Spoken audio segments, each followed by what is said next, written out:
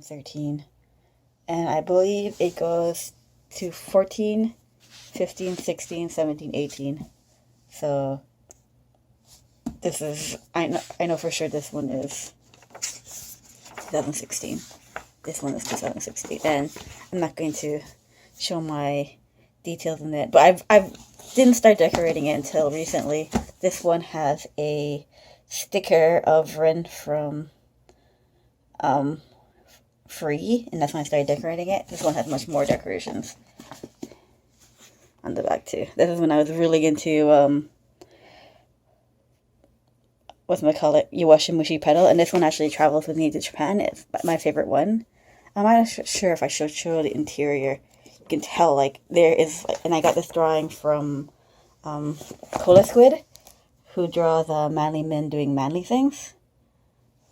And, yep. And this is when One Punch Man was airing, and I got a lot of stickers of that. And my two favorite guys, Bento, and also, what was it called? Neko Asumi was really big, and I was also a very big fan of All Might, as you can see.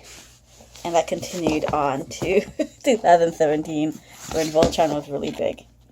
And it gives me a glimpse of what my fandom is. It's always good for that, though. And the back, Final Fantasy was really big. Yuri and Ice was really big. And, of course, should I show the interior pages? Yeah. Yeah, I have a little ghost guy in the back. And I think on the front, I'm so nervous in case something falls out or flies out. Yeah, I have the girl from Night in the Woods. Yeah, she's my favorite character. You can see this one. I have a guy here. And this was 2008. 2018 was a rough year for everybody, but it was a rough year for this character. In the back, I had my sticker that I made. 5 times 2 stickers and a burger. Is there a sticker in the back? There's usually a sticker in the back. No, there's not. So this one. I'm too shy to show the contents of my work. Oh wow, what's this? When I went to Japan. My 2018 one. This one's like crammed full. Like, I have like extra papers in it from... no, not this one. This one didn't go to Japan with me. But I put that one in that one for some reason. Yeah. And my latest one is going to be a moleskin.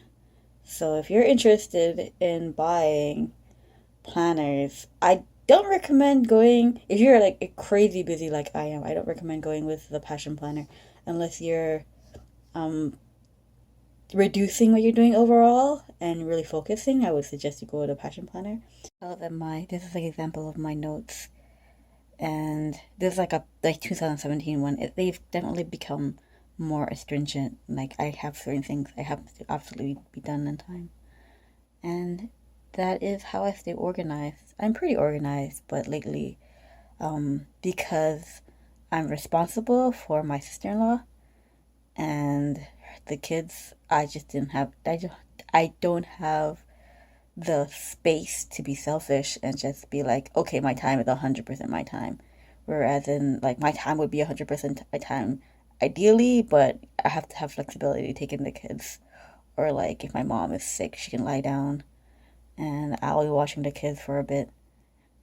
It's stuff like that. Like even when I'm like working, when I come home, it's just like, well, I don't have time for myself. I have to take care of these kids, or clean up after these kids, or, make sure the kids have food. Because, I didn't sign up to have kids, but the reality is I have a lot of work to do regardless. Those are my agendas. As you can tell, I prefer moleskin because it's daily. There's a pocket to carry your stickers in. It's really nice. Has a nice size to write all extra notes in it, and an overview if you need to put like extra information in the front, and just like for dates and birthdays. Because it works really well.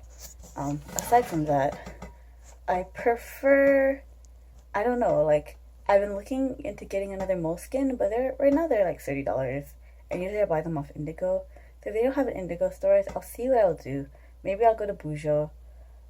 We'll have to see what happens. I prefer not to go with Bujo because it doesn't fit my lifestyle, and all the writing I have to do is just a lot of work. It just creates too much work. And with this, I can keep track of what happened in the past because these are also references for me to go back and see what I actually did on that day. If I write, I'm trying to write more detailed notes because it does help me just get an overview of like how things work, what worked and what didn't work. So that's why I pulled out all the agendas. And I suggest if you haven't considered using an agenda, to use it in the same method I do, where you go back and see like how much stuff you actually did, and like while you're going through like what you actually remember and what you actually liked from the past. What I found myself smiling I went through when I was going through school, and I just had all these projects that were very difficult to do, but my group assignment notes were in there as well, saying that I had, um, a class in this room with so and so, and they needed this note done, and that actually made me smile because I remembered, oh, I really need note back then, and those were some good times. Like school was really hard. I was sleeping 4 hours a day for like 3 months at one point, but I should like really apply myself in school. It's not fair that your work is not equal to your results. It is and it isn't. Like if you're not working smart, but it's really difficult to see like what work actually pans out, and if someone who's saying that they're gonna help you or help you boost you is actually giving you lip service. Time like foresight for what's that thing? Something is hindsight is 2020. Yes, foresight. I was thinking of the guy from Promare, the movie I haven't watched yet, and it's almost 2020. They're showing it on the 8th, but they're showing it too late, and I'm far too busy right now to actually go see it. Anyway, watch Promare. Tune into my vlogs. I'm trying to get into a better format. Obviously, I'm just holding the camera by hand, and I'm just, tuning in every week and just getting used to talking on camera, talking in audible voice. This is more practice than me because I've just been nervous for like the longest time about the way I'm being seen like and portrayed, because a lot of people have been betraying me in like really unflattering ways, and I'm just not trying to control my image, but just trying to get used to it. Like people will say what they want to say, but at the end of the day, you have to really control. You gotta take your shot yourself and be like, the reality is I'm not this horrible, mean person. I'm just a person who feels really awkward about putting videos on the internet because people are telling me that I'm being mean and I'm not giving my personal time away as much. Which, if you see my vlogs and you see my thing, I just don't have the personal time. Anyway, I was rambling off in the end.